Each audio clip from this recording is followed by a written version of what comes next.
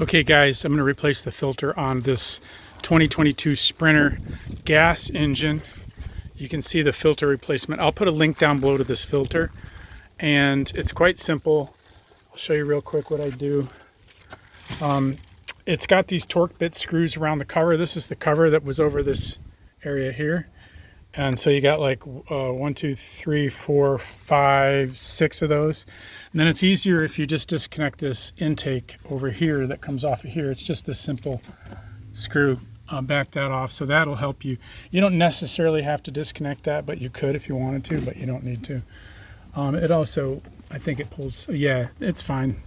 So you can see, get it out of the way. So what I'm going to do is just quickly vacuum out that dirt and leaves, because that's on the bottom side of the filter. So this filter has been in there for 30,000, probably more than it should have been. Or wait, is it 30,000? Yeah, 30,000 roughly. But I drive in pretty clean conditions most of the time. So brand new filter, link down below, real simple. It cantilevers up out of these hooks after you take the front screws off. There's no back screws. So once you get the easy to access front Torx bits, it just cantilevers up once this is off more easily, and then you can take the whole thing off. All right, got my Dyson here. Gonna put it on turbo.